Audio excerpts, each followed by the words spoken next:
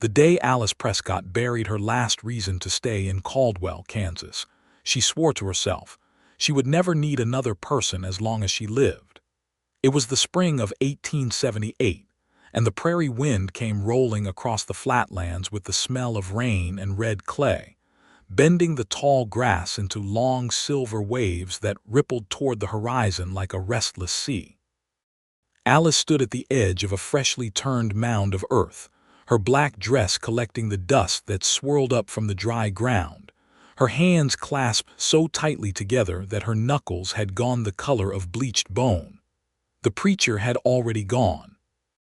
The handful of neighbors who had come out of obligation rather than affection had already turned their wagon wheels back toward town. There was only Alice now, and the grave of her father, Elias Prescott, the last blood relation she had left on this earth. She did not cry. She had learned long ago that crying was a luxury she could not afford. Elias Prescott had not been a gentle man, but he had been a constant one, and in the brutal arithmetic of frontier life, constancy sometimes passed for love. He had raised Alice alone after her mother died of typhoid fever when Alice was 7 years old, taught her to shoot and to mend fences and to read the weather in the color of a morning sky. He had not known how to be tender, and she had not known how to ask for it, and so the two of them had lived side by side in a kind of respectful silence for 22 years, until a bad fall from a horse and a fever that would not break had finished what the frontier had started. Alice was 29 years old, and she was entirely alone. She stood at that grave until the sun dropped behind the hills, and the prairie turned from gold to purple to the deep starlit black of a Kansas night. Then she walked back to the small farmhouse, fed the horse, bolted the door, and sat down at the kitchen table to figure out what came next. What came next, it turned out, was Redemption, Texas. She had heard of the town through a letter that arrived 3 weeks after her father's death, forwarded from a land agent in Wichita who had known Elias, and took it upon himself to send along notices that might interest a woman in her situation. The letter was from a man named Gerald Hawthorne, a merchant in Redemption who was looking for an experienced hand to run his dry goods store. The town was growing, the letter said. There was opportunity. There was a boarding house run by a widow woman named Mrs. Clara Holt, who rented clean rooms at reasonable prices. There was a church, and a schoolhouse, and a doctor. Alice read the letter twice, then folded it and set it on the table beside the oil lamp. She looked around the farmhouse at the iron stove, the braided rug, the 2 chairs that had always been there, one for Elias and one for her, never a third. She thought about what it would mean to stay. She would have to sell the farm eventually. She could not work it alone, and she had never wanted to farm. She thought about what it would mean to go. A new town, a new set of strangers, a new kind of silence. The silence was the one thing she could count on to follow her anywhere. She wrote back to Gerald Hawthorne the following morning and told him she would arrive in Redemption before the end of May. The journey south took 11 days by a combination of train to Wichita, then stagecoach the rest of the way, rattling through the territory and down into the wide, burning country of North Texas. The land changed as she traveled, growing drier and more rugged, the green of Kansas giving way to the russet and ochre of the Texas hill country, the flat horizon replaced by low ridges and cedar-covered draws, and the occasional silver thread of a creek winding through the pale rock. Alice pressed her face against the stagecoach window and watched it all go by with the quiet, cataloging attention of a woman who had learned to observe the world rather than participate in it. There were 3 other passengers in the coach with her: a cattle buyer from Fort Worth, a young married couple on their way to join a settlement further west, and a traveling minister who slept with his hat over his face for most of the journey. None of them interested Alice particularly, and she was grateful when the coach rolled into Redemption just before noon on a Wednesday, and she could climb stiffly down onto the main street and breathe the dusty, cedar-scented air of a new place. Redemption was not large. It ran along a single main street, with a handful of cross streets that pushed back toward the hills on one side and the river on the other. There was a saloon called the Dusty Bell, a livery stable, A barber, a blacksmith, Gerald Hawthorne's dry goods store, a doctor's office, the church, the schoolhouse, the sheriff's office, and Mrs. Holt's boarding house. There was also a small hotel for travelers passing through on the cattle drives that still came up through this part of Texas, though the great drives were already beginning to thin out as the railroad pushed further in. It was, in other words, exactly the kind of town that could swallow a solitary woman whole and never notice she was there. Alice liked it immediately. She found Mrs. Holt's boarding house on the second cross street, a two-story white frame building with a covered porch and a flower bed that had petunias in it, which struck Alice as an almost defiant act of beauty in the middle of all that dust and practicality. Mrs. Clara Holt herself was a round, warm-hearted woman of about 50 with silver-streaked hair and a manner that was simultaneously motherly and briskly efficient. She showed Alice to a room on the second floor that had a window looking out over the back garden, a real bed with a proper mattress, a washstand, and a small writing desk. "I run a quiet house," Mrs. Holt said, standing in the doorway. "Supper at 6, breakfast at 7:30. I do not tolerate drinking in the rooms or noise after 9 at night. Other than that, I leave my boarders be." "That suits me perfectly," Alice said. Mrs. Holt studied her for a moment with sharp, kind eyes. "You come alone from Kansas?" "I do. Family? None left." There was a small silence, and Alice braced herself for the pity that she found most people reached for reflexively when faced with a woman alone and unattached. But Mrs. Holt simply nodded, as if Alice had told her something practical and not particularly remarkable. "I have 2 other boarders at present," she said. "Mr. Aldridge, who teaches at the school, and Deputy Finch, who works for Sheriff Beaumont. Both of them are quiet. You will get along fine." She left Alice to unpack, pulling the door gently closed behind her, and Alice stood in the middle of the small room and breathed for the first time in what felt like weeks. She started at Hawthorne's dry goods store the following Monday. Gerald Hawthorne was a fussy, meticulous man of about 55 with wire-rimmed glasses and a fastidious habit of aligning everything on the counter in perfect parallel lines. He had been running the store with his wife Martha until she had passed away the previous autumn, and he had found himself overwhelmed by the accounting and the ordering and the management of stock. What he needed, he explained to Alice on her first morning, was someone who could handle the floor, track the inventory, deal with customers, and generally keep things running so that he could focus on the supplier relationships and the books. Alice could do all of that and more. She had grown up managing her father's farm accounts and had a natural head for numbers and organization. Within 2 weeks, she had reorganized the storage room, created a new inventory system in a ledger she purchased from Hawthorne's own stock, and begun to build a quiet, steady rapport with the customers who came through.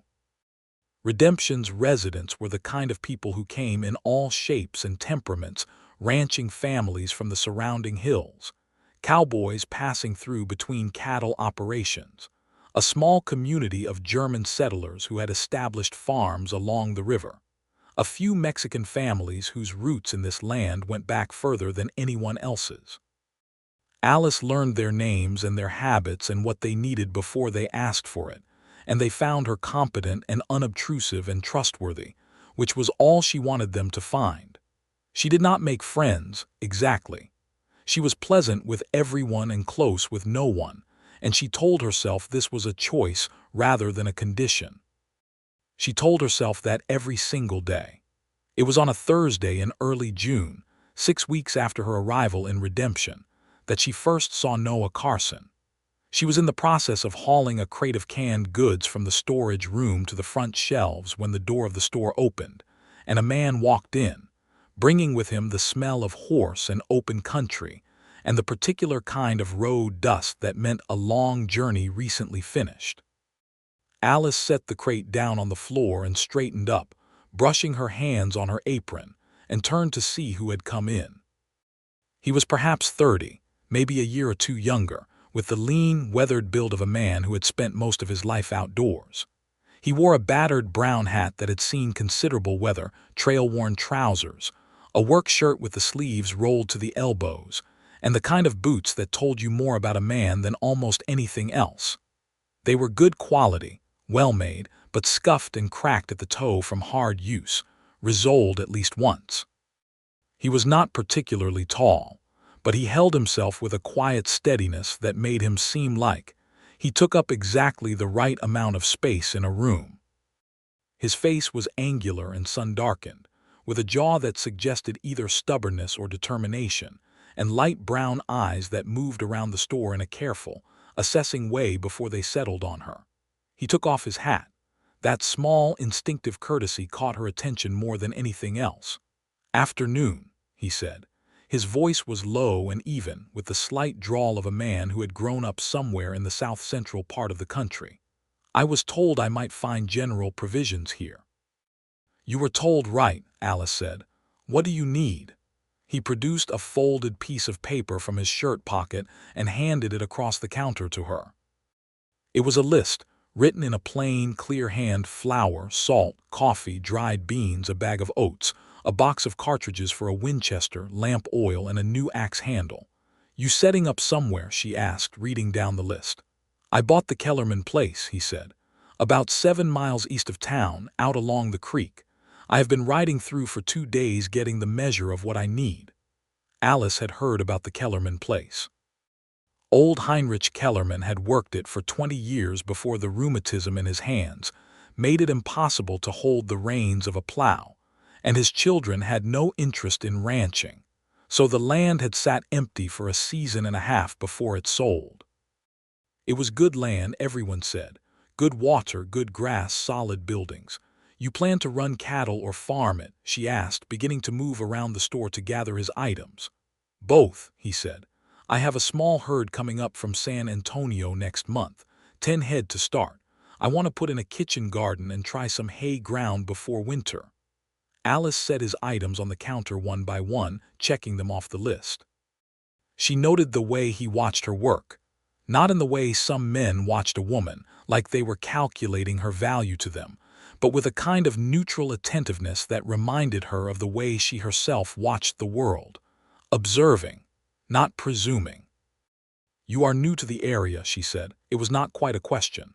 "I am," he said. "Came down from Missouri originally. Been working ranches in the territory for the last 4 years. Decided it was time to have something of my own." She set the axe handle on the counter and looked up at him. "You do not have family helping you get settled?"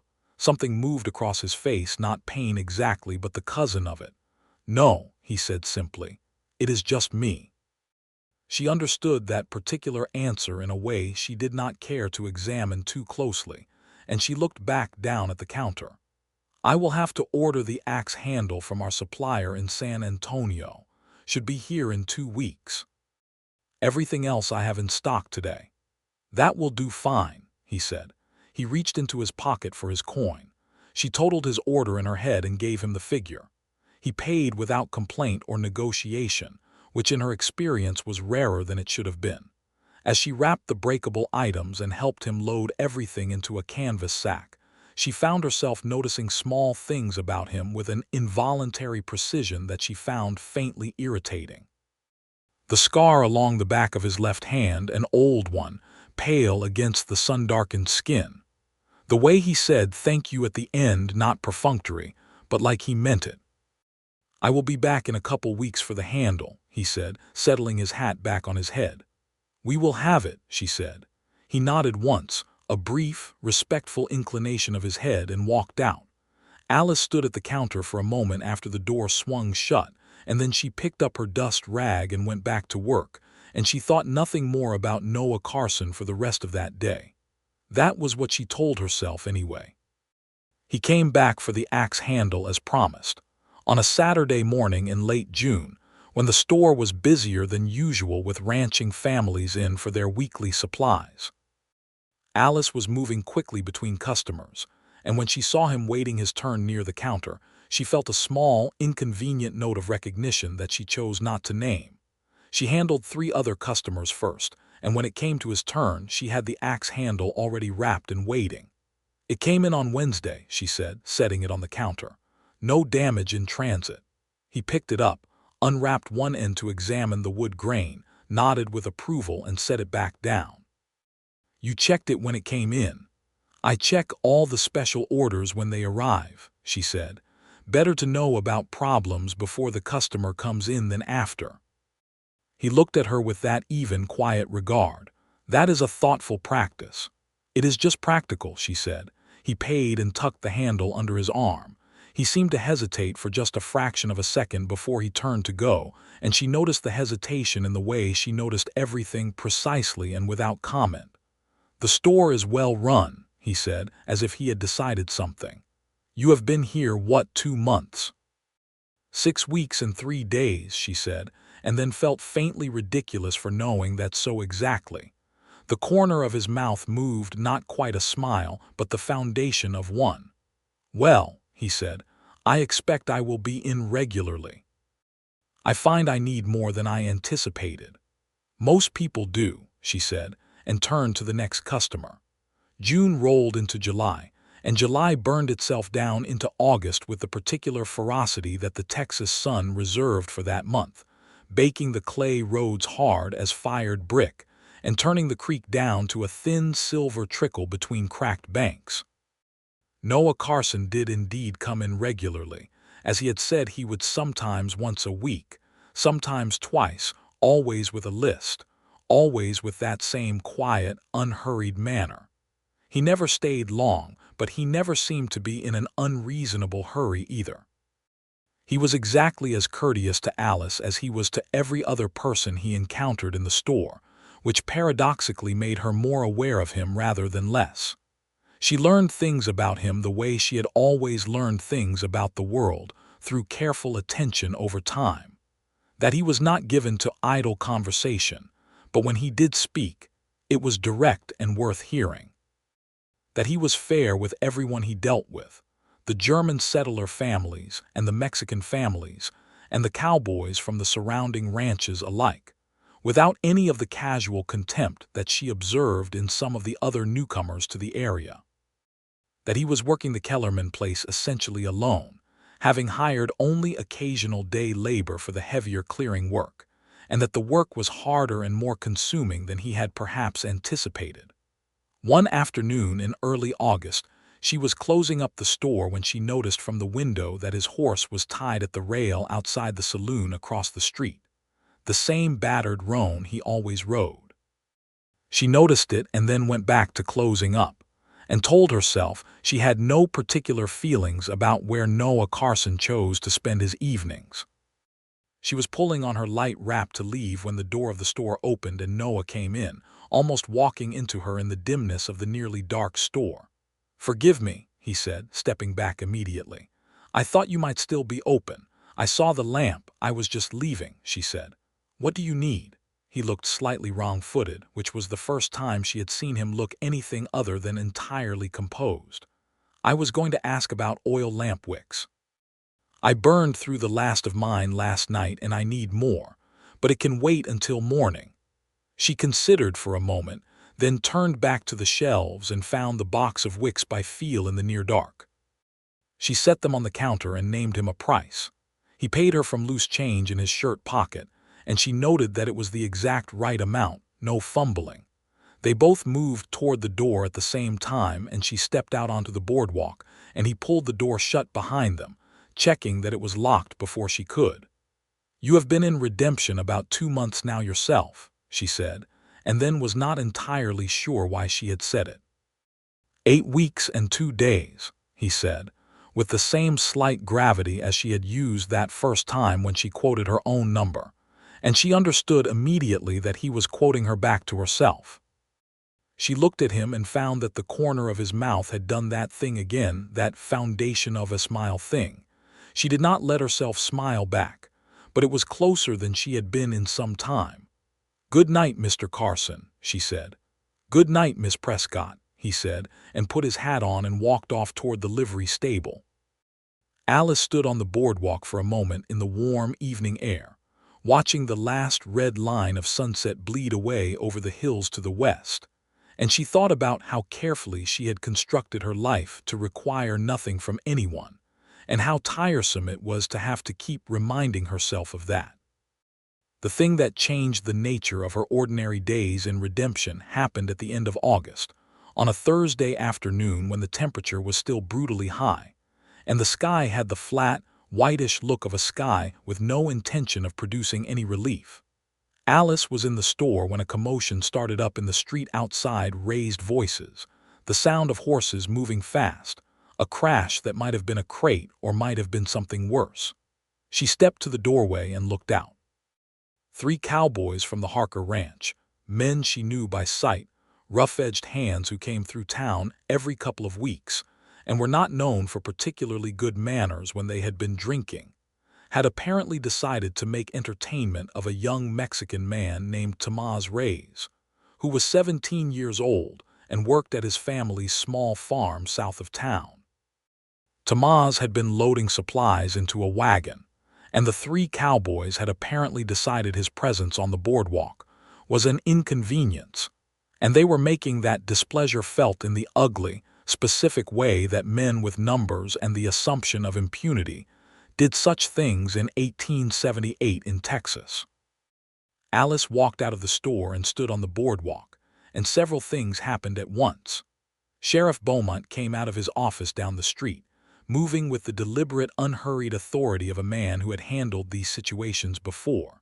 And Noah Carson came around the corner of the livery stable at a measured walk, not running, not confrontational, just moving with a purposeful directness that brought him into the space between Tomás and the 3 cowboys before the situation could escalate further. He did not draw a weapon.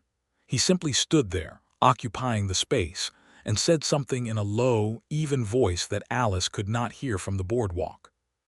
One of the Harker men said something back, ugly and sharp. Noah replied with the same quietness. By then Sheriff Beaumont had arrived and inserted himself and his badge into the situation, and the whole thing deflated with the anticlimactic speed that trouble usually did when authority arrived. The cowboys moving off with the swaggering, face-saving bluster of men who were angry about having been interrupted rather than ashamed of what they had been doing. Noah helped Tomás pick up the items that had been knocked from the wagon bed. They exchanged a few words. Tomás nodded, and there was something in the way he said it that Alice could read even at this distance, a kind of surprised dignity, the acknowledgement of having been treated as a person worth standing up for. She went back into the store. When Noah came in 20 minutes later to pick up his weekly order, she did not say anything about what she had seen. She simply processed his items with her usual efficiency. But when he was loading everything into his canvas bags, she said, without particularly planning to say it, "That was a decent thing you did." He looked at her with an expression that was hard to read. "It was the obvious thing to do," he said. "Tomás Reyes is a good young man. His family has been farming that land for 3 generations. Not everyone in this town would see it that way," she said. "Then they are wrong," he said simply, and lifted his bags and left. Alice watched him go and felt something shift in the careful architecture of her self-sufficiency, just slightly, like a single stone in a wall finding a new position. She did not like it particularly. She attended to it by working an extra hour that evening after the store closed, rearranging the back room shelves in a way that she had been meaning to do for some time. September arrived, and with it the first breath of cooler air off the hills, and the town of Redemption exhaled something like relief after the long savagery of August. The ranching families came in more often, preparing for fall, and the cowboys from the cattle operations were in and out with the brisk energy of men with a season winding down and wages in their pockets. Alice had settled into the rhythms of the town in the way that she had always settled into the rhythms of any life she inhabited, quietly and completely, making herself useful and necessary, and resolutely not needed in any personal sense. She knew everyone in Redemption by now, knew their patterns and their preferences and the small, unspoken negotiations that made up the social life of a small frontier town. She was well regarded and she kept her distance, and she was content. She was almost certain she was content. One Saturday evening in mid-September, Mrs. Holt announced at supper that she was going to hold a small gathering at the boarding house the following Friday. A supper, really, for some of the regular residents and a handful of neighbors, to mark the end of summer and because, as Mrs. Holt put it with the unembarrassed directness that was one of her better qualities, she found it pleasant to have people around her table, and she would do it whether they came or not. Alice found that she did not have a satisfactory excuse to avoid it. The Friday supper was 8 people around Mrs. Holt's extended table: Alice, Mr. Aldridge the schoolteacher, Deputy Finch, the Petersons from the German settlement, Dr. Samuel Crane, the town's doctor, and Gerald Hawthorne and his sister who was visiting from Austin. Mrs. Holt had also invited Noah Carson, apparently on the grounds that he was new to the area and should be made to feel part of the community, and she had reported this to Alice in passing without any particular emphasis that Alice could find reason to object to. He arrived with a bottle of good rye whiskey as a gift for the table, which Mrs. Holt accepted with the gracious dignity of a woman who appreciated a guest who understood hospitality. He wore clean clothes, a good white shirt, pressed trousers, his hat left on the porch, and he sat across the table from Alice and 2 seats down, which meant she could see him without looking directly at him. Supper was a boisterous, warm affair, the way Mrs. Holt's suppers always were.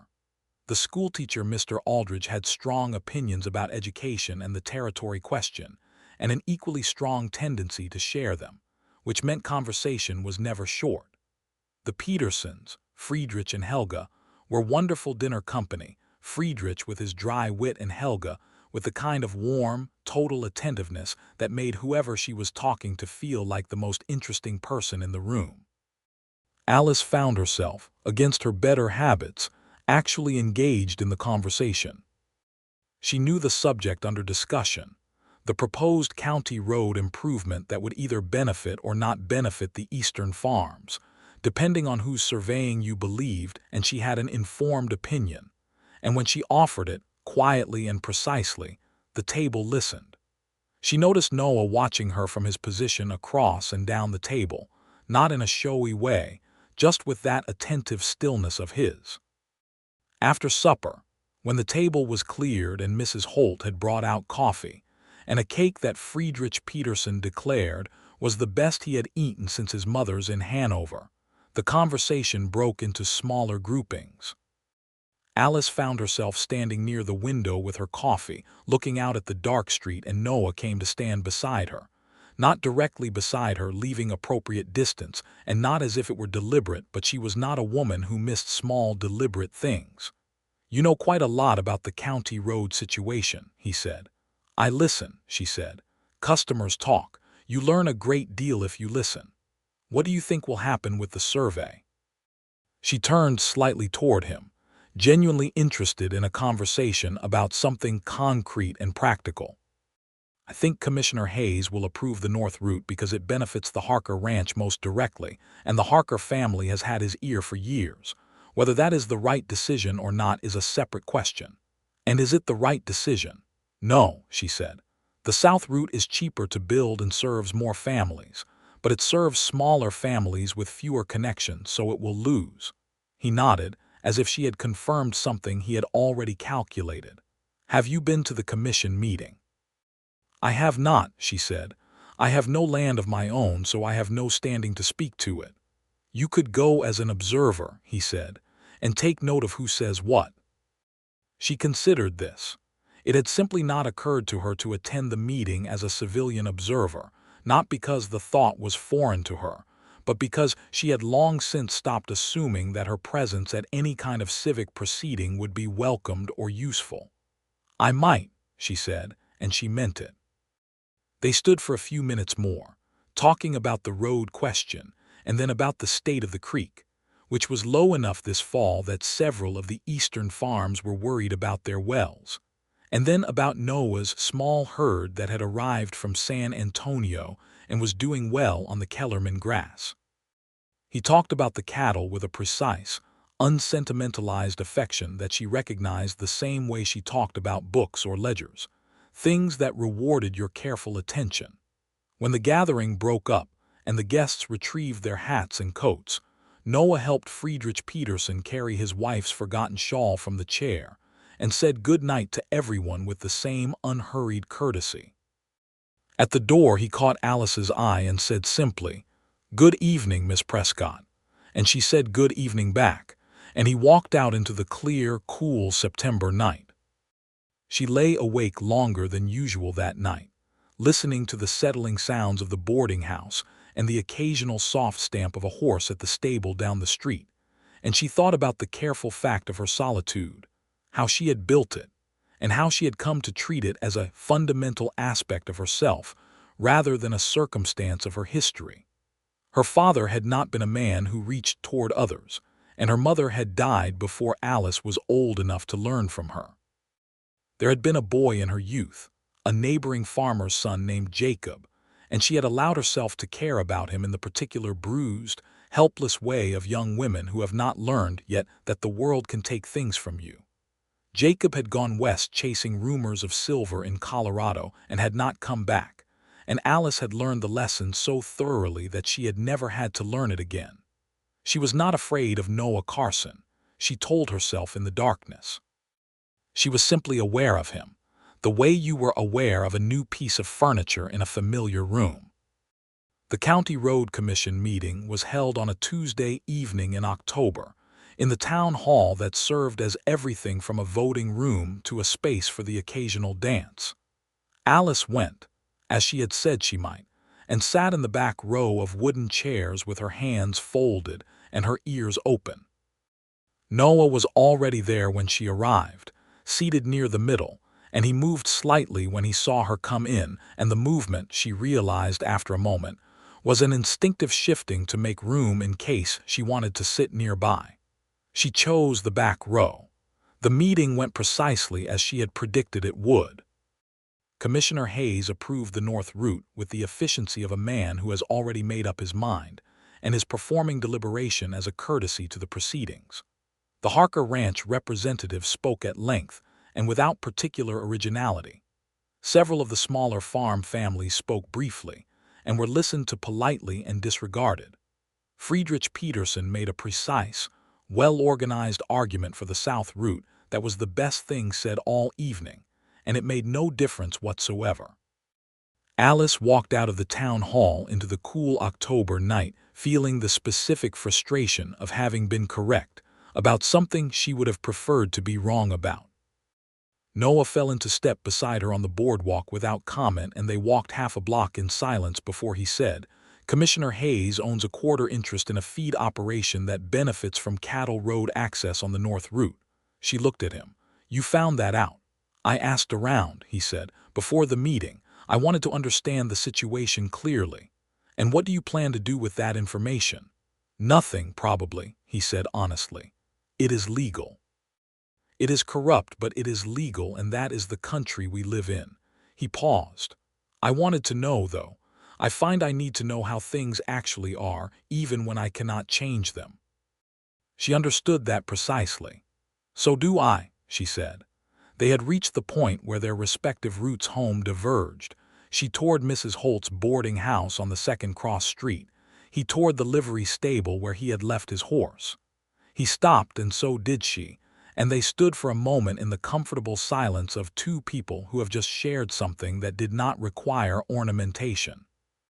"Miss Prescott," he said, after that moment, with a slight careful quality to his voice that she had not heard from him before, "I find that I enjoy talking with you.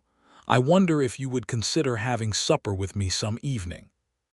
Not in the boarding house, somewhere public and proper, at the hotel dining room, perhaps." Alice looked at him in the amber light of the street lamp. He was looking back at her with that even, undemanding attention of his, not pressing, not performing confidence he did not have, just asking a simple and genuine question and waiting for an honest answer. "Mr. Carson," she said carefully, I do not have much practice at company." "Neither do I," he said. "I have been on my own for a good while, and I expect I am not particularly polished in the social arts. I am simply suggesting supper, an hour's conversation with good food, no obligations implied by it on either side." She studied him for a long moment. He waited. "Friday evening," she said, 7 o'clock. He put his hat on, which she had come to understand was his version of a smile. "I will meet you at the hotel at 7. The hotel dining room was not grand, but it was clean and the food was genuinely good, a fact that reflected the Mexican cook the hotel owner had been wise enough to hire 3 years before. Alice arrived at 5 minutes to 7 and found Noah already there, seated at a corner table with 2 glasses of water on it and a candle in the center. He stood when she came in, and she was glad he did not make a production of it. Supper was an hour and 20 minutes of the best conversation Alice could remember having since she was a young girl being read to by her father in one of his rare patient moods. And even then, this was different because this conversation went 2 directions. They talked about Missouri, where Noah had grown up, and about Kansas, which Alice had left but found she did not miss as much as she had expected. They talked about books. He had been reading a history of the Roman Republic that he had found among the previous owner's belongings at the Kellerman place, and he had thoughts about it that were precise and interesting and slightly unexpected. She had been reading everything she could find and had a small library of her own 12 volumes, which she told him was a reasonable number given the size of her room at Mrs. Holt's and the weight of books in a saddlebag. "You brought 12 books on the stagecoach from Kansas?" he asked. "I shipped them by freight," she said, "along with my father's tools and my mother's china, the china I have not unpacked." "Why not?" She thought about it honestly. "Because unpacking it would feel like staying." He looked at her with a slight shift in his expression, not pity, she was relieved to see, but something more careful. Recognition, perhaps. "And staying feels like being known," she said, "which is something I have generally not found useful." There was a pause. The candle flickered slightly in the draft from the dining room door. He turned his water glass in his hands, a small, unself-conscious movement. "I understand that," he said. There are people I have lost, not all at once, over time, and it teaches you a kind of mathematics, I think. You start to calculate the cost of attachment before you enter into it." She looked at him steadily. "Yes," she said, "that is exactly what it is, a mathematics." "The problem," he said, looking back at his water glass and then up at her, "is that I find I have become so proficient at the calculation that I have forgotten how to want anything other than the math." The dining room was quietly full of other people, plates clinking, soft conversations overlapping, the cook's voice occasionally rising from the kitchen, and Alice and Noah sat in their corner with the candle between them, and she felt something she did not know quite how to name, the sense of being accurately described by a person who had no particular agenda in describing her. "I know how to be alone," she said. It came out more directly than she had intended it, like something she had been carrying for a long time and had simply put down on the table between them. "I have been doing it my entire adult life. I am genuinely good at it. I have a routine and a room and a job that suits me, and I want for very little." "And yet you came to supper," he said. She met his eyes. "And yet I came to supper." He smiled then, a real smile, not the foundation of one but the whole construction, slightly crooked and entirely genuine, and it changed the arrangement of his face in a way that made her realize she had been waiting to see it without knowing that was what she was doing. "I have been learning the same thing," he said, meaning solitude, meaning the mathematics of keeping yourself back from people. "I have been learning it for so long that I am not sure I know how to unlearn it." "Maybe it does not have to be unlearned," she said slowly. "Maybe we could simply be wrong about it together, incrementally." He looked at her as if she had said something that surprised him, and then that smile came back, quieter this time but somehow deeper. "That is a very specific kind of hope," he said. "I am a very specific kind of person," she said. They walked back through the October streets afterward, and he did not attempt to take her arm, and she was glad of it. She was not ready for that, and he seemed to understand without being told. At the corner where their ways diverged, he thanked her for the evening with a sincerity that was unadorned and entirely sufficient, and she thanked him back, and they parted, and she walked to the boarding house and climbed the stairs to her room and sat at her small desk in the dark for a long time, her hands folded on the surface, thinking about the precise weight of the word together. October deepened and cooled, and the pecan trees along the creek went gold and then bare, and the days shortened and the nights grew cold enough that the boarding house residents moved closer to the stove at supper. Alice and Noah had supper at the hotel 3 more times in October, and the conversations were each time as good as the last, and each time she walked home from the corner with a feeling that she spent some time afterward trying to properly identify and concluded eventually was something in the neighborhood of looking forward to something. She had not been in that neighborhood in a long time.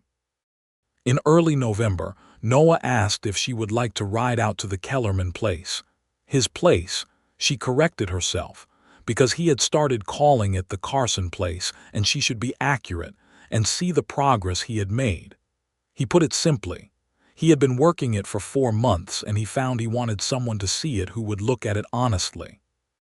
She said she would need to ask Gerald Hawthorne if she could take a Saturday afternoon, which she did, and which he granted. And on the second Saturday of November, Noah brought a second horse from the livery, a steady, well-mannered gray mare, and they rode east along the creek road together through the cold, bright morning. The land out that way was beautiful in the particular way that the Texas hill country was beautiful in November, spare and clean, the stripped pecans and oaks against a sky that had the high pale blue quality of winter sunlight. The creek ran cold and clear beside the road, recovered somewhat from the summer's low, and a pair of herons lifted from the shallows as they passed, moving off downstream on wide, slow wings.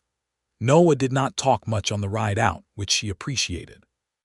He pointed out things as they passed: the cut bank where a family of beavers was working, a hawk riding a thermal over the cedar brake, the line of hills to the north that he had climbed one evening to watch the sunset over the western country.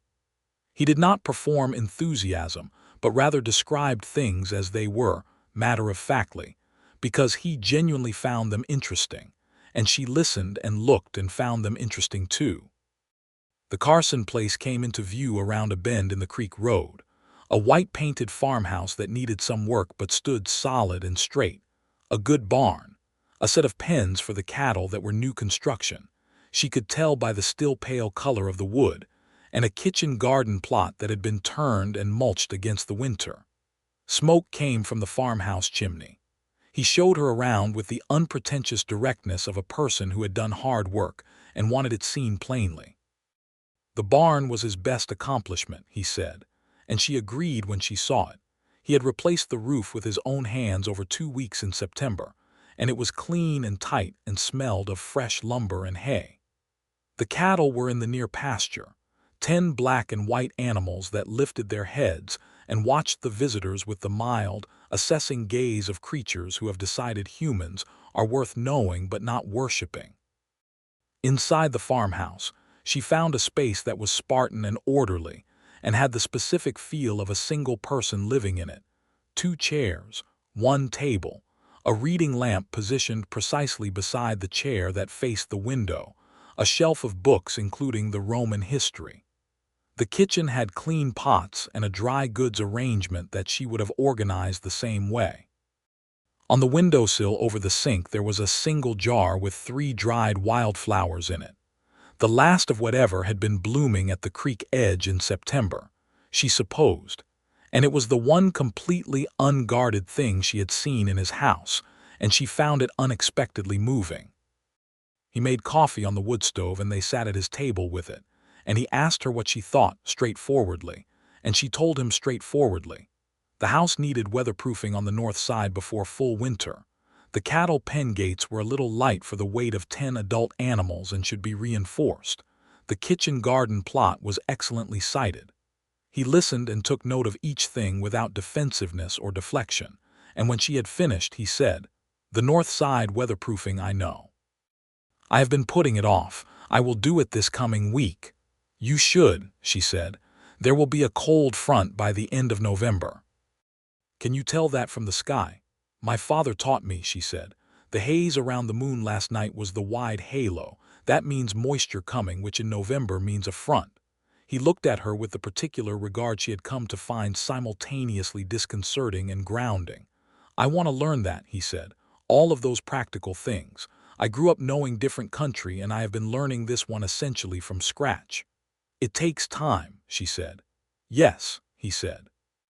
And then, carefully, "I think most things worth knowing do." She looked out the window at the pecan trees along the creek, bare now, their branches making a gray calligraphy against the sky, and she thought about how she had come to this place alone and armed herself with solitude as both a comfort and a defense, and how this man sitting across the table from her with his coffee and his honest eyes was making it increasingly difficult to maintain that armament without feeling that she was defending against something that did not actually threaten her. "Noah," she said. It was the first time she had used his given name, and she felt the small shift it made in the air between them. "Alice," he said, with a slight question in it. "I want you to know," she said carefully, "that I cannot promise to be good at this. Whatever this is, I have spent too long alone to be certain that I know how to be otherwise." He set down his coffee cup and looked at her steadily. "I know," he said. "I have been telling myself the same thing for 3 years, that I had been alone so long that I had forgotten how to be in company, and that was all right because alone was sufficient." He paused. "And then I walked into a dry goods store, and there was a woman who was clearly running it better than the owner did, and who checked special orders when they arrived so the customer would know about problems before they did." She felt heat in her face that had nothing to do with the wood stove. "That is entirely a practical habit," she said. "I know," he said. "That is why it got my attention." She laughed. It came out of her unexpectedly and fully, a real laugh, not a polite social noise but the real thing, and she found that she could not quite stop it for a moment. And when it subsided, he was still watching her, and the smile on his face was the softest thing she had seen on it yet. "You could both be wrong about it," she said, and she was echoing what she had said at the hotel that first Friday supper, the thing about being wrong together, about knowing how to be alone as if it is the only thing you are. "We could be wrong about it," he agreed, "together, incrementally, as you said." She stood up and went to the window, looking out at his cleared fields and his cattle and his good tight barn roof, and she thought that this was a man who made things solid, who showed up and did the work and did it right, who checked the problem before the customer arrived and stood between a young man and cruelty without making a performance of it, and turned his water glass in his hands when he was thinking carefully about something true. "I will need time," she said to the window. "I am not going anywhere," he said behind her, and the simplicity of it made it the truest thing she had heard in years. She turned back around. He was still sitting at his table, unhurried, patient, exactly as he always was. She picked up her coffee and sat back down, and they talked for another 2 hours about Missouri and Kansas, about books and weather and how to read cattle for health, about Mrs. Holt's inexhaustible hospitality, about the schoolteacher Mr. Aldridge's strong opinions, and whether they were more entertaining or exhausting. And the afternoon light moved across the floor of the farmhouse kitchen in a long gold bar, and neither of them particularly wanted it to end. She let it end anyway, because she was still who she was. November brought the cold front she had predicted, a fierce 3-day blow that knocked the last leaves off the trees and sent the temperature down to the 20s at night, and redemption pulled itself inside and fed its stoves and waited. Alice was warm in her room at Mrs. Holt's, reading by the lamp, and she thought about Noah out at the Carson place with his weatherproofed north wall and his good barn roof, and his jar of dried wildflowers on the windowsill. And she thought about him warm and self-sufficient and alone, and she found herself hoping that he was all right, And then she found herself smiling at the fact that she was hoping, because it had been such a long time since she had hoped for anything specific regarding a specific person. She wrote him a note. It was a perfectly sensible note. She had gotten in a new stock of lamp oil that was a better grade than the previous supply, and she thought he would want to know before Saturday's regular shopping run, in case he needed it sooner. It was an entirely practical note. She read it back twice and then folded it and left it at the store counter for the next regular traveler heading east, which was Friedrich Peterson's hired man, who passed the Carson place on his way back from town every Tuesday. Noah came in on Thursday, which was 2 days earlier than his usual Saturday, and bought the lamp oil and a few other small items, and at the end of the transaction he said, "Thank you for the note." "It was just practical information," she said. "It was also kind," he said. "Those two things are not mutually exclusive." She did not have a particularly good answer for that, so she gave him his change and went back to work. December arrived, and with it the particular social energy of a small town preparing for Christmas, which in 1878 in Texas meant a church gathering, a dance at the town hall, and a general uptick in the purchase of small goods that could serve as gifts. Gerald Hawthorne ordered extra stock, and Alice spent a good portion of 2 weeks reorganizing the display of the store to show the gift-appropriate items to best advantage. The store was busier than it had been all year, and she moved through the days with the brisk, capable energy that work always gave her.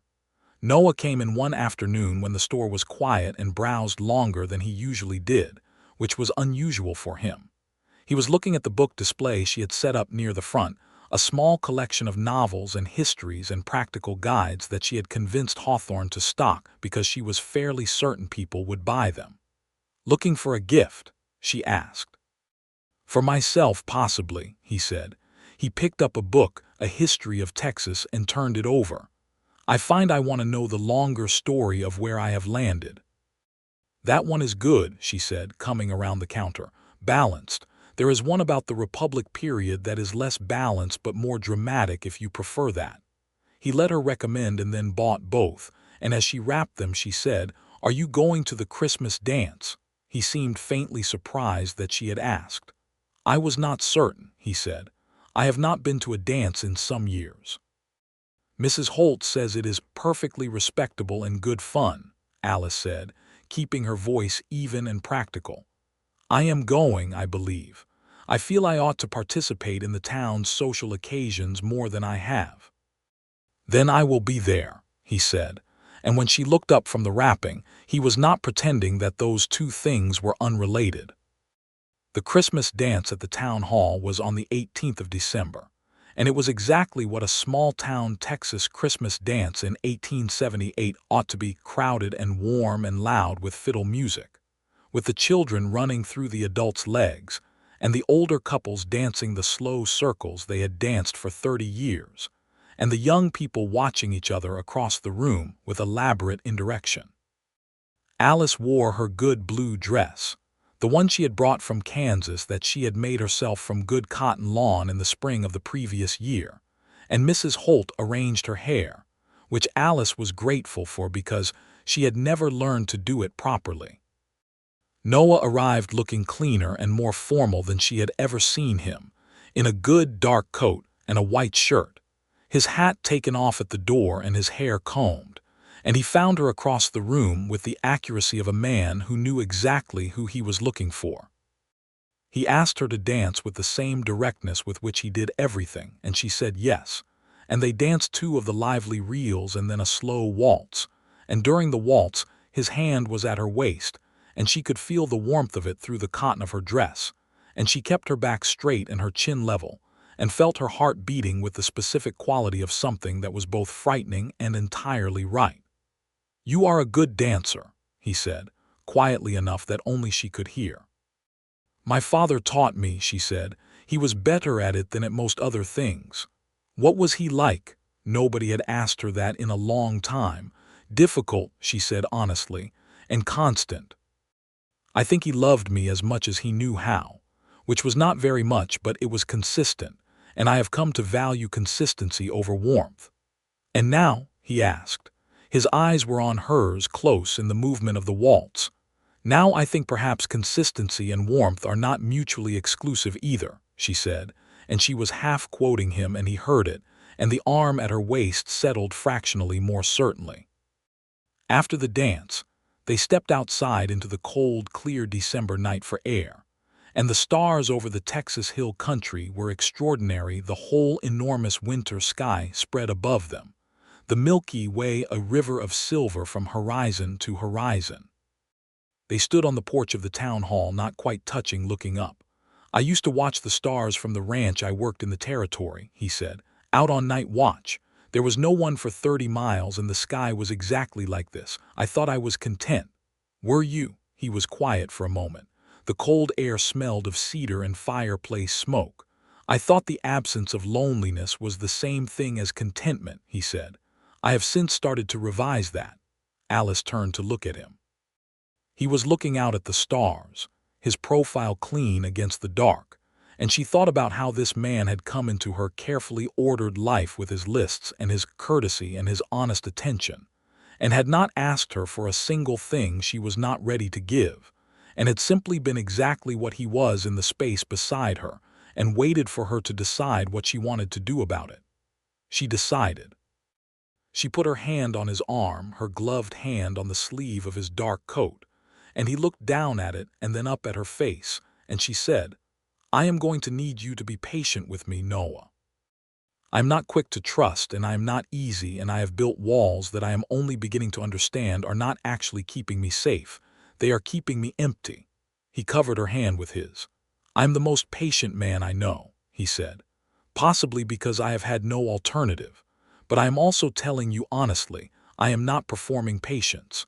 I am simply not in a hurry because I have found what I was looking for, and I would rather have it slowly and truly than quickly and falsely."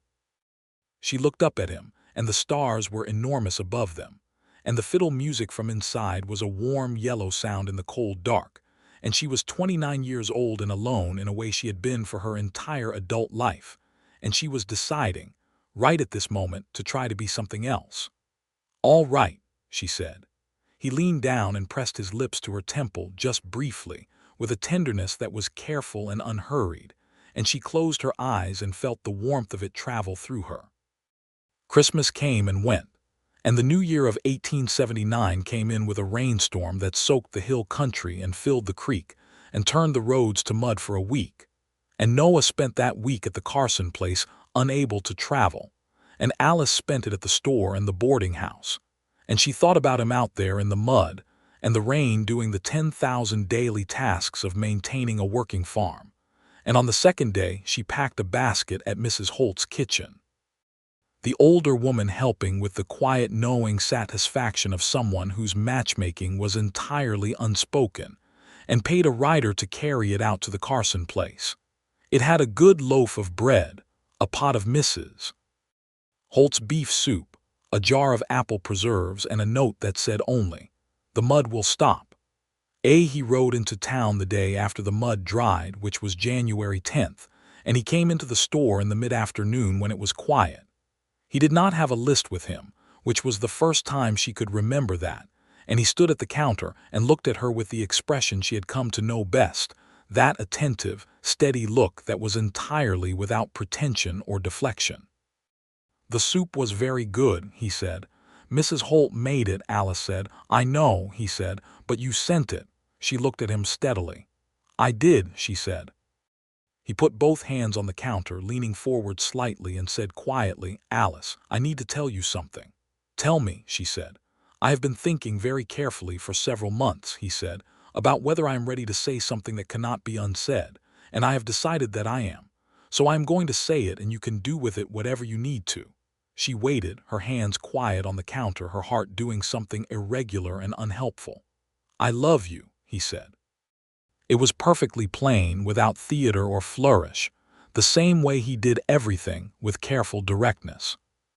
"I do not say it to press you toward anything or to change what we are to each other before you are ready.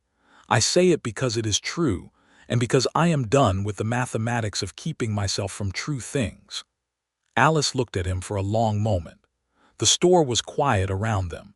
the early January light coming in slantwise through the front window and catching the dust motes in the air, turning them gold. She thought about Jacob in Colorado. She thought about her father in his farmhouse that was now sold to someone she would never know. She thought about the 12 books she had shipped to Redemption and the china she had never unpacked, and about the jar of dried wildflowers on a windowsill at the Carson place. "I'm going to need to say it back to you incrementally," she said. "Do you understand what I mean by that?" "I believe I do," he said. "I think I love you," she said. "I am not certain because I have not been certain of very much for a very long time, but I think it is that."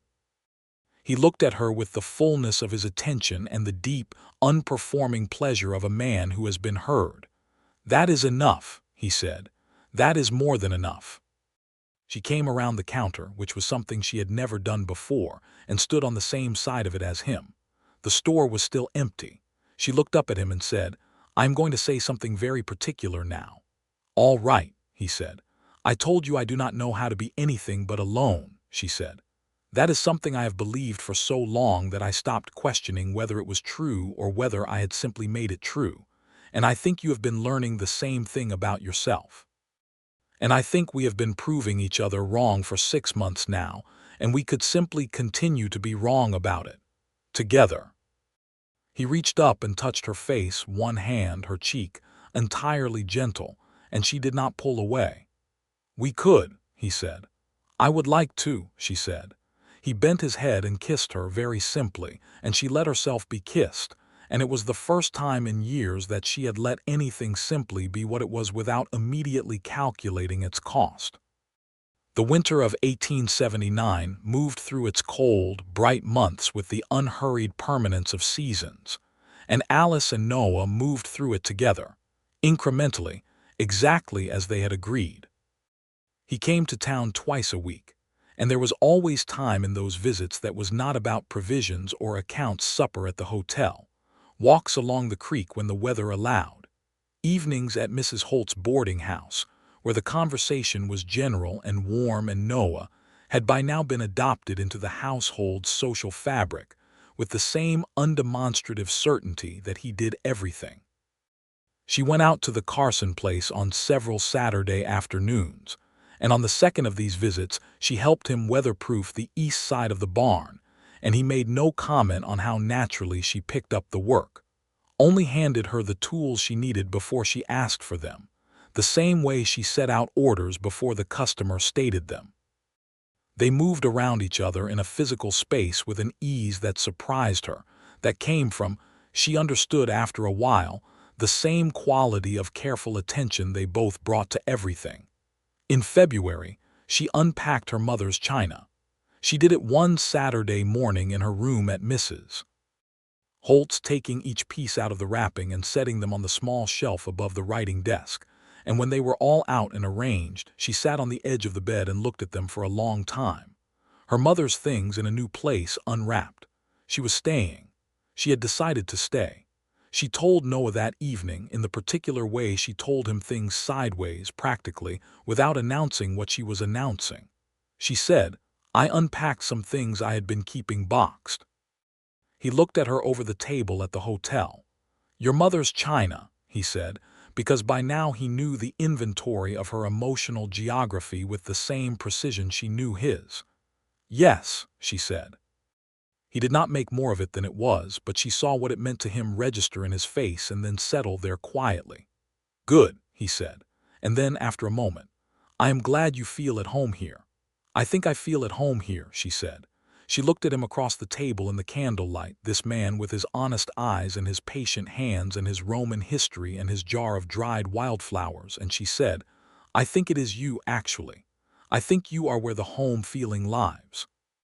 He reached across the table and took her hand, and she let him, and she felt none of the panic she had always previously associated with someone taking her hand, none of the calculation of cost. Only the warmth of it, solid and sufficient and real. In March, Noah asked her to marry him. He did it at the Carson place on a Saturday afternoon when they had finished checking the progress of the kitchen garden and the first green shoots of her suggested additions. She had brought seeds from hawthorn stock on his behalf, were already coming up in the cold frame boxes he had built. He had made coffee and they were standing at the kitchen window watching a spring wind move through the pecan trees along the creek, and he said, without preamble, "Alice, I want to marry you. I am asking you clearly and directly, because that is the only way I know how to ask." She turned to look at him. He was standing with his coffee cup in both hands, and there was nothing theatrical about him, nothing of performance, just a man asking a woman something true. She thought about the 2 chairs in her father's kitchen. She thought about the solitude she had built so carefully, brick by brick, year by year. She thought about how she had told this man, months ago, that she did not know how to be anything but alone, and how he had said that he had been learning the same thing, and how they had been wrong about it together, exactly as they said they would be. "Yes," she said. His face did the thing it did, the complete, unguarded smile, and he set down his coffee cup and crossed the small kitchen and kissed her thoroughly, and she kissed him back without reservation, which was new, which was wonderful. They were married in May of 1879 in the small church in Redemption, on a morning when the Texas Hill country was at the height of its spring flowering, the roadsides full of bluebonnets and paintbrush, the pecan trees leafed out in young green, the creek running full and clear after the spring rains. Mrs. Holt cried at the wedding, which she did not attempt to conceal, and Friedrich Peterson made a speech at the dinner afterward in his accented English that was simultaneously funny and deeply kind. Gerald Hawthorne gave Alice a wedding gift of a week's additional wages, and the assurance that her position at the store would remain hers as long as she wanted it, which was precisely the right gift. Alice wore a dress that Mrs. Holt and Helga Peterson had helped her make, blue-gray cotton with small white buttons, and she carried a handful of the creek-edge flowers that Noah had cut that morning before he rode to town. When she walked to the front of the church and stood beside him, he looked at her with the full force of his attention, and she looked back at him with all of hers, and the minister said the words, and they said the words back, and it was not complicated and it was not small. She moved into the Carson place that afternoon. She brought her 12 books, which went on the shelf beside the Roman history. She brought her mother's china, which went in the kitchen cabinet, unpacked and in use. She brought the work habits and the morning sky reading and the head for accounts, and the particular way she set out things before they were asked for. And he brought the patient steadiness, and the willingness to do hard work without complaint, and the ability to stand in a space between someone vulnerable and something harmful, without making a production of either. They arranged these things between them in the way you arrange 2 people's belongings in a shared house. Not always perfectly, sometimes awkwardly, always with the willingness to move something if it was in the other person's way. Summer came again, the second summer of their acquaintance and the first of their marriage, and it was hot and dry and golden and good. Alice kept her position at Hawthorne's store, riding into town on Tuesdays and Thursdays and Saturdays, and it became common knowledge in Redemption that the quality of the dry goods operation had improved significantly since her arrival, which Gerald Hawthorne acknowledged publicly, and Alice accepted without false modesty. Noah's cattle increased from 10 to 15, with the addition of 5 more animals from a neighboring operation, and the kitchen garden produced abundantly more than the 2 of them could eat, which led to a regular exchange of garden produce with the Peterson farm and with several of the other families along the Creek Road. The community of the Creek Road was one of the things Alice had not anticipated about her new life. The Kellerman, the Carson place, was not isolated. It was part of a loose neighborhood of farms and small ranches connected by the road and the creek and the practical necessities of frontier mutual aid. The Petersons were the closest, and then the Ray's family, Tomaz's parents and his younger siblings, and beyond them several other farms. Alice had always been good at being useful, and had always been somewhat less skilled at being present, but she found that the particular social life of a rural neighborhood was one she could navigate more easily than the social life of a town, perhaps because the interactions were rooted in practical exchange rather than pure sociability. She and Tomaz's mother, Dolores Reyes, became something like friends, a slow process, built on the exchange of garden cuttings and cooking knowledge, and the particular understanding between two capable women who had each found ways to make a life work in conditions not entirely of their own choosing. It was not the effortless, affectionate friendship of women who had grown up together. It was something more carefully built, and perhaps for that reason more solid. She wrote to Mrs. Holt every week, and Mrs. Holt wrote back with the news of the town, which Alice found she wanted, not out of nostalgia, but out of genuine interest in the place that had become her world. In September, Mrs. Holt reported that the school had a new teacher, Mr. Aldridge having finally been persuaded to accept a position in Wichita Falls. In October, she reported that Gerald Hawthorne's sister from Austin had come back to visit and showed every sign of coming back permanently. Alice read these letters at the kitchen table in the evening with Noah across from her, reading his own books, and she felt the quiet wholeness of the arrangement with a regularity that never quite became ordinary. In November, she told him she was pregnant. She told him the same way she told him everything important, directly, at the kitchen table in the evening after supper. She set down her letter from Mrs. Holt and said, "I need to tell you something." He looked up from his book. She told him. He was entirely still for a moment, and then something moved across his face that she had never quite seen there before, a deep, unguarded wonder that was not performed and not contained, and his eyes were bright with it. He came around the table and crouched beside her chair and took both her hands, and she looked down at him and felt the solidity of him, of this life, of this choice she had made back at a hotel supper table in October of 1878 when she had decided, incrementally, to be wrong about solitude. "Are you well?" he asked.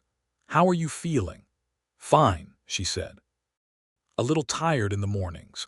Dr. Crane says I am in good health." "You have already seen Dr. Crane." "I am thorough," she said. He laughed, the full, real laugh she had come to love hearing, the one that came from somewhere genuine, and pressed his forehead to her hands for a moment, and she felt the warmth of it, that gesture that contained everything he was. The winter of 1879 and into early 1880 was peaceful in the way that good, purposeful winters could be, the work of preparation, the work of waiting, the particular stillness of a house that was warm and tight against the cold outside. Noah put in extra insulation on the north and east walls of the bedroom. He drove into Redemption more often, consulting with Dr. Crane, bringing back supplies and small, practical things that Mrs. Holt recommended. He did not fuss, that was not in his nature, but he was attentive in ways that were so embedded in his daily practice that she sometimes did not notice them until she counted them up. She worked at Hawthorne's until the end of February, when the ride in and back became uncomfortable, and then she worked from home on the accounting and inventory management, which Hawthorne brought to her on his own weekly drive out to see his sister, who had indeed come back to Redemption permanently. Alice, for her part, found that having the accounting work to do at home suited her. She had always been most useful when she had something specific and concrete to do, and the management of a growing store's accounts was exactly that. In March of 1880, their son was born. He came on a cold, clear morning with Dr. Crane in attendance, and Mrs. Holt there as well, she had insisted, and nobody had thought to refuse her, and Noah was in the house, not pacing but sitting at the kitchen table with his hands folded on its surface, waiting with the steadiness that was the most constant thing about him. When Dr. Crane came to the kitchen door and said the word well, meaning both mother and child, were well, Noah put his face in his hands for a moment in a way that Alice saw from the doorway of the bedroom as Mrs. Holt helped her settle, and she felt the fullness of it, that moment, the way a person can contain that much relief. He came to the bedroom and sat on the edge of the bed and looked at his son, a small, red, fiercely alive creature with his father's angular jaw already apparent in miniature. And then at Alice, and he was not a man who cried easily, but his eyes were wet and he did not try to pretend otherwise. "He is extraordinary," he said. "He is," Alice agreed, looking down at the small face. "What do you want to call him?" They had talked about names in the patient, exploratory way they talked about everything important. They had discussed and considered and not concluded, which was unlike them. Usually they reached conclusions with relative efficiency. But the naming of a person felt like something that should not be rushed. "Elias," Noah said. He looked at her. "For your father, I know he was a complicated man. But he made you, and you made this life, and it seems right."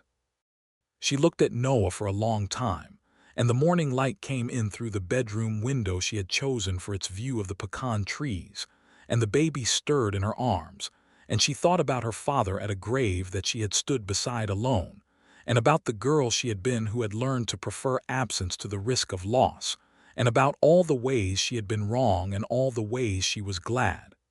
"Elias," she said. "Yes." Elias Carson grew through his first year with the energetic, emphatic physicality of a healthy child who had decided that the world was an interesting place and intended to investigate all of it. He had Noah's eyes and Alice's precision, which expressed itself in the early months as a focused, assessing gaze that made Mrs. Holt declare on her first visit that the child was clearly going to be remarkable, and on her second visit revised this to possibly the most observant baby she had encountered in 50 years of life. He began to crawl with the determined efficiency of a small animal who has decided that the distance between himself and any given object is merely a logistical problem. Alice found that motherhood, like marriage, was something she had been entirely wrong to fear. It was not that it was easy.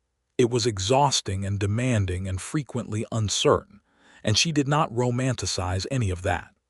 But it was something she had capacity for that she had not known existed in her, a capacity for warmth and care that had been there all along, waiting for something to call it into use. She held her son in the mornings when the light came in through the bedroom window and told him the names of the things she could see: the pecan trees, the crow on the fence post, the creek running silver in the distance. And she thought that she had been teaching herself the same lesson for 30 years and only just now understanding it. The world was not safer for being kept at arm's length. It was only smaller. Noah was a father in the same way he was everything else, without performance, without spectacular gestures, in the steady and reliable and deeply present way that built, over time, into something that Elias would carry in his bones for the rest of his life. He brought the baby out to the barn on quiet mornings and showed him the cattle, holding him carefully in the crook of his arm, while Elias stared at the animals with the solemn concentration of a very small scientist. He talked to him while he worked, the same low, even voice, telling him what he was doing and why, as if the baby could understand every word, and perhaps in some essential way he did. The spring of 1881 came in warm and early, and the bluebonnets were extraordinary that year, whole hillsides of them, blue-purple against the pale sky. Alice stood at the kitchen door one morning in April and looked out at the blooming fields and felt the specific, uncomplicated quality of being entirely in the right place. She had her accounting work spread on the table behind her, and Elias was in his crib in the bedroom taking his morning rest, and she could hear Noah in the barn doing the day's first feeding. In a little while he would come in for breakfast, and she would have coffee made, and they would sit at the table together in the easy, familiar silence of people who had learned each other well enough to be quiet without it meaning anything but comfort. She went back inside and began the coffee. In the summer of 1881, there was a brief difficulty with a neighboring rancher, a man named Garrett, who had expanded his operation west and was putting cattle on the Creek Road Farm's water supply without permission, which created tension that ran along the creek road through all the farms and threatened to become something uglier. Noah rode out to speak to Garrett directly, and came back reporting that Garrett was not a bad man, but was short-sighted and had not fully considered the downstream effects of his actions. Over the following weeks, through a combination of Noah's direct conversation and Friedrich Peterson's methodical marshalling of the legal rights of riparian landowners, and one town meeting that Alice attended and spoke at with the crisp, factual precision that made the county commissioner wince slightly, the matter was resolved. Garrett agreed to fence his cattle away from the upper creek in exchange for right-of-way access to the East Road. It was not a dramatic victory, but it was a complete one, and the Creek Road neighbors had come together to accomplish it, which made the community stronger for having done it. In the fall of 1881, Alice found out she was expecting again. She told Noah in the kitchen, at the table in the evening, in the same way as the first time. He received the news with the same wonder, only this time there was also a smile from the very beginning, and he leaned across the table and kissed her without preliminary. Their daughter came in the early spring of 1882, on a night of rain that drummed on the tin roof of the farmhouse and turned the creek loud, with Dr. Crane again in attendance. She was smaller than Elia's had been, with a tuft of dark hair and a clear, steady gaze that at 3 days old already had something of Alice's considered quality. "She has your eyes," Noah said at the bedside, looking at his daughter with the same deep, unguarded wonder. "She has your quietness," Alice said. They named her Clara for Mrs. Holt, who was notified by letter and wrote back a response so warm and so long that Alice read it twice and then kept it in her writing desk. Elias was 2 years old when Clara arrived and met his sister with the energetic suspicion of a small person who has not yet decided whether a new development is good or bad, and then with the resigned acceptance of someone who has concluded that the new development is permanent and may as well be incorporated.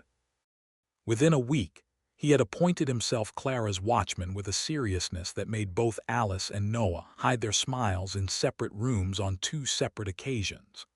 Life at the Carson place in 1882 had a fullness to it that Alice, reviewing it sometimes in the quiet of an early morning, found almost implausible when measured against the woman who had stood at her father's grave in Kansas 4 years before and armed herself with solitude. The farm was productive. Noah had grown the herd to 30 head of good cattle, and the hay crop was consistent year to year. And Alice's accounting work had expanded to include not just Hawthorne's store, but 2 other redemption businesses whose owners had heard of her competence and engaged her services. She had a corner of the kitchen table that was permanently hers for the accounting work, and she managed it between the mornings and the naptime hours with the same efficient attention she brought to everything. Mrs. Holt came out to visit at least once a month, and she and Dollar's Rays between them formed the outer circle of a community that Alice had not quite meant to join, but could not now imagine being outside of. Tomas Rays, now 20 and working his family's farm with his father, had grown into a capable, quietly dignified young man who sometimes helped Noah with the heavier cattle work and was paid fairly and treated accordingly. Friedrich and Helga Peterson's oldest daughter had married the previous year, and the Petersons were proud grandparents. And when they came to visit the Carson place and saw Elias and Clara, Helga would speak to them in German on the grounds that a child who could hear 2 languages was twice as lucky, and Alice had no argument with that. In the evenings, when the children were asleep and the day's work was done, and the lamp was lit on the kitchen table, Alice and Noah had an hour that was entirely their own. Sometimes they read. Sometimes they talked about the day, about plans, about the things they were reading, about the world that came to them through the Wichita newspaper that arrived on Fridays. Sometimes they sat in the comfortable shared silence of 2 people who did not need to fill every space with words. On these evenings, Noah would sometimes look up from his book and find her looking at him, or she would look up and find him looking at her, and there was nothing complicated in it. Only the uncomplicated fact of 2 people who had both learned, separately and by hard experience, that being alone was sufficient, and who had discovered together that sufficient was not the same as enough.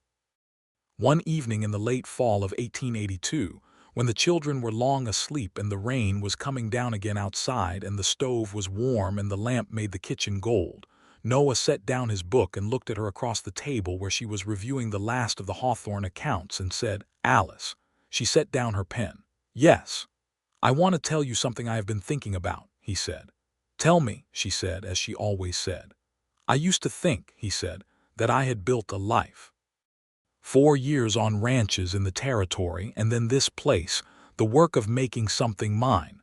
I thought that was sufficient. That a man could be a solitary working creature and it would be enough, and the wanting of more than that was a kind of weakness." She was very still, listening.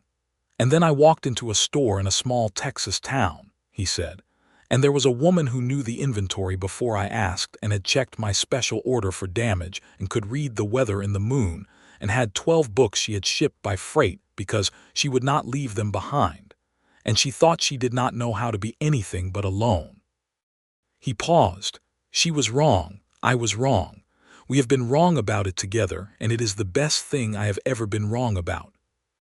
Alice looked at this man, this patient, honest, unperforming man who had walked into her careful solitude with a list and a respectful nod, and had waited without pressure while she decided whether to trust the world again. And she felt something so complete and uncomplicated that it took her a moment to understand it as happiness. Not the happiness of drama or extraordinary circumstance, but the real kind, the kind that is made of 1,000 ordinary days and the person you share them with. "I was wrong," she said. "We were both wrong, and I am grateful every single day." He reached across the table and she put her hand in his, and they sat like that while the rain came down on the roof of the house they had made together, in the light of the lamp, in the life that had grown from two people's shared willingness to be wrong about the one thing they had been most certain of. Elias Carson grew into a strong, curious boy who had his father's steadiness and his mother's precise attention to detail, and who showed every sign of becoming someone who would be fair and thoughtful and reliable in the particular way that the best of frontier people were. Clara was small and quiet and deeply watchful, and laughed suddenly and entirely, all at once, in a way that lit up any room she was in. Noah taught Elias to ride when he was 4, patiently and carefully, the way he did everything, and Alice taught both children to read well before they were school age, sitting with them at the kitchen table with the same care her father had used with her on his best days, and improving upon the method considerably. The year 1883 came in dry, and the summer was a hard one for the Creek Road farms. But the Carson place had the best water rights along its section, and Noah had dug a second well the previous fall, a practical precaution that turned out to matter considerably when July burned the creek to a trickle again. He shared the water with the Ray's farm when their well ran low, as a matter of course, and Alice tracked the usage carefully to ensure the Carson well was not overtaxed, because that was how she helped with information and planning, as she always had. In the late summer of 1883, Gerald Hawthorne told Alice that he was thinking of retiring. He was 61, he said, his eyes were troubling him, and his sister had persuaded him to come to Austin to live near her. He wanted to know if Alice and Noah would be interested in purchasing the store. Alice came home that evening and told Noah at the kitchen table. He listened to all of it and then said, "What do you want to do?" "I want to buy it," she said. "I have been running it effectively for 5 years. I know the suppliers and the customers and the accounts. I could run it better with ownership than I can as an employee." "Then we should buy it," he said. "We have enough in the account. We would need to watch the cattle sales this fall carefully, but it is manageable." "It would mean more time in town," she said. "More riding. I would need to restructure the work days." "We will restructure them," he said. "Elias is old enough to ride with me on the shorter days, and Mrs. Holt's niece has been looking for part-time work. She could help with Clara on the heavy days." She looked at him across the table. He had been doing what he always did, thinking practically about the shape of things, making the problem soluble, assuming without stating it that what she wanted was something they would find a way to accomplish together. "You are not concerned," she said, "about the financial risk." "I am aware of it," he said. "I am not afraid of it." "You have never been wrong about a business judgment in my observation." She thought about the 29-year-old woman who had come to redemption alone with a box of books and her father's tools, and the assumption that needing nothing from anyone was a form of safety. She thought about everything that had grown from the crack in that assumption. "All right," she said. "We will buy the store." They completed the purchase in October of 1883, with Gerald Hawthorne's quiet satisfaction at the result. The sign above the door was repainted, not changing the name of the store entirely, but adding below it in smaller letters, "A. Carson, Proprietor." Alice stood in the street and looked at it on the morning it was hung and felt the solid, specific weight of it. A thing that was hers. A place where she had chosen to stay. Noah stood beside her with Elias on his shoulders and Clara on his hip, and looked at the sign and then at Alice, and she looked back at him, and neither of them needed to say anything in particular because they had both read the same thing in it, which was everything. The years that followed were full ones. The store prospered under Alice's ownership in ways that it had not under Hawthorne's capable but less systematic management. She expanded the book selection, added a modest pharmacy corner in consultation with Dr. Crane, and established a standing order system that reduced waste and improved the quality of her inventory.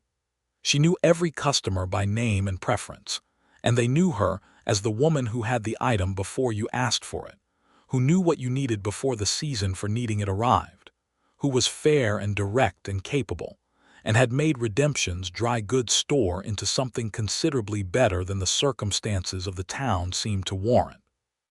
Noah's operation grew steadily as well, 50 head of cattle by 1885, and a growing reputation in the Creek Road community as a man whose word was absolute and whose work was reliable. He had taken on Tomas Reyes as a part-time regular hand by then, a relationship that worked easily and well on the grounds of mutual respect and practical trust, and Tomas's younger brother Diego helped on the heavier seasonal work. Noah taught both of them what he knew about cattle without the condescension that such arrangements sometimes carried in that era, and they taught him things about the land and the water and the seasonal patterns that he had not known, and the exchange enriched everyone involved. In 1886, Alice and Noah rode together to a cattle auction in San Antonio, their first extended trip away from Redemption as a couple, the children well cared for by Mrs. Holt and Dollars Reyes in their absence. San Antonio was a city of a scale that made Redemption look like a suggestion, and Alice moved through it with the alert, cataloging attention of a woman who finds new information genuinely interesting. They attended the auction on the first day, where Noah bought 6 good young heifers at a price that would help the herd for years, and on the second day, they walked through the old city together like people who had nowhere in particular to be, which was not something they had experienced often. They ate supper at a hotel restaurant finer than the Redemption hotels, and Alice wore her good dress, the one she had made herself, by now repaired twice and more beloved for it, and Noah wore his good coat, and they sat across a table from each other with wine that was better than anything available in Redemption, and they talked about the past 8 years the way you could only talk about them from a certain distance. "Do you remember the first time you came into the store?" she asked. "Of course," he said.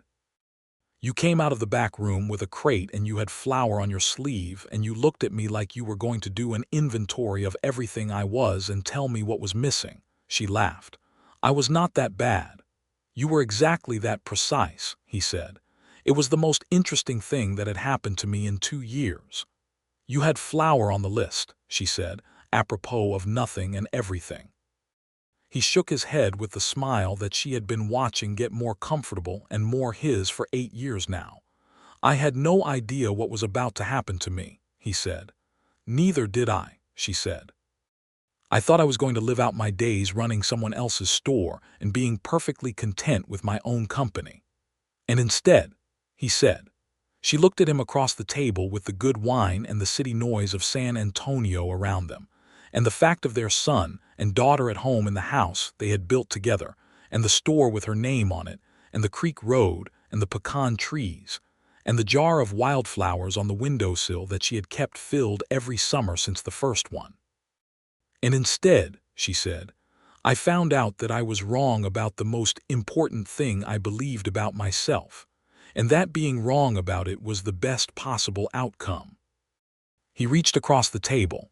She put her hand in his. 8 years, and it was still the simplest and most certain thing she knew. They rode back to Redemption on the third morning, through the hill country in the full October color. The oaks turned russet and the pecans golden, and the sky the particular high clear blue of a Texas fall. The children were waiting at the gate when they rode in. Elia's already tall for 10 and Clara at 6 with her steady, watchful eyes. And when Alice climbed down from her horse and her daughter came running at her, she caught Clara and held her against her and looked over the small head at Noah dismounting, and at the house, and at the barn, and at the fields running down to the creek, and she thought that this was what she had not known to want, not the absence of loneliness, which she had learned to live with, but the presence of all of this, which was something altogether different. Elias was telling Noah about everything that had happened in 3 days with the earnest, comprehensive detail of a boy who had stored it all up for his father's return, and Noah was listening with his full attention the way he listened to everything worth listening to, asking questions that made Elias stand taller for being asked them. Mrs. Holt came out of the house with coffee and declared that they were thin from traveling, which was not accurate but was an expression of affection that everyone understood as such. And they all went inside together, into the warm kitchen with the accounting corner, and the good coffee, and the children's books on the lower shelf, and the lamp that would be lit when the evening came. The lamp that would always be lit when the evening came. In the years that followed, Redemption grew, not dramatically, but steadily, in the way of a place with good water and good people, and enough commerce to sustain itself. The railroad reached the county seat 12 miles west in 1888, which changed the supply patterns for the store and required Alice to renegotiate with several of her suppliers, which she did with the same precise efficiency she brought to everything. Noah expanded into breeding stock, which he had a particular eye for, and the Carson cattle became known in the county as good quality, fairly priced. Elias went to school with the thoroughness his parents had always known he would bring to anything he attempted, and showed a particular talent for mathematics that Alice regarded as a reasonable inheritance. Clara grew into a girl of precise observation and sudden warm humor, who could fix a broken harness buckle before she was 8, and could also read aloud for an hour from any book in the house without losing the thread. Both children were fluent in enough Spanish to hold real conversations with the Reyes family and the other Spanish-speaking neighbors, which Alice had encouraged from the beginning on the practical grounds that it made them more useful, and on the less stated grounds that it was simply right to be able to speak to your neighbors in a language they were comfortable in. On a spring evening in 1890, Alice sat on the porch of the Carson farmhouse in the last of the day's light, watching the bluebonnets cover the hillside down to the creek road. She had her accounting ledger in her lap, as she often did in the evenings, but she was not looking at it. She was watching the light change, the way her father had taught her to read the sky, the gold deepening to rose and then to the first thin blue of dusk. Noah came out and sat beside her in the other porch chair. There were 2 now, and had been from the first summer because she had made sure of it, and he had his own coffee and she had hers, and they sat in the cooling evening air with the crickets starting up in the long grass. "I have been thinking," she said. "Tell me," he said. "I want to expand the school book section of the store," she said. "I have been looking at what we carry and comparing it to the curriculum at the school, and there are significant gaps." Families with children who are ahead of the class have nowhere to find more challenging reading material within 30 miles. You have the figures. In my head, she said. I can put them in the ledger tomorrow if you want to see them. I trust your head, he said. Do it. She looked at the hillside. I also want to start a small lending library, she said. From the store. People return books they have bought and I put them on a shelf for a small deposit. People borrow them. Mrs. Holt has been lending her own books to half the town for years on an informal basis. It should be organized. He was quiet for a moment, in the specific way he was quiet when he was thinking something through. That will not make you much money, he said. No, she said, but it will make Redemption a slightly better place to live, and I find I have some interest in that. He looked at her sideways, the evening light on his face, this face she knew so well and found new things in still. When did you start caring about Redemption as a project, he said, and there was a warmth in it. She considered. Incrementally, she said. He laughed, the full real laugh, and she smiled, and the crickets were very loud now in the darkening evening, and the first star came out above the hill, not Venus, which was winter, but one of the summer stars, high and certain. She had been wrong about solitude, and she was glad of it every day. The lending library opened in the fall of 1890, taking up one corner of the store with a small painted sign that Alice made herself in her careful, legible hand. It was immediately used, which surprised no one who knew how Alice Prescott Carson ran a business. The schoolteacher, a young woman named Miss Frances who had come up from San Antonio the previous year, was the first regular borrower, and she and Alice developed the kind of friendship that grows between two women who respect each other's minds, which was a friendship Alice had not previously had and found unexpectedly sustaining. Life at the Carson place and in the town of Redemption had by 1890 the quality of something finished and built. Not finished in the sense of being over, but finished in the sense of being structurally complete, capable of supporting further growth without needing its foundations changed. The two people who had made it were not who they had been when they arrived in Redemption, one from Kansas and one from Missouri, each carrying the careful, self-protective habits of a long solitude. They were, instead, themselves, but more fully shaped by each other and by the work and by the children and by the community, and by the years of choosing, every day, to be wrong about the thing they had both been so certain of. On a November evening, with the first real cold coming down from the north, and the wood stove making the kitchen amber and warm, Alice was at her accounting corner and Noah was reading, and Elias was at the table doing his schoolwork, and Clara had fallen asleep in the chair by the stove with a book open on her lap.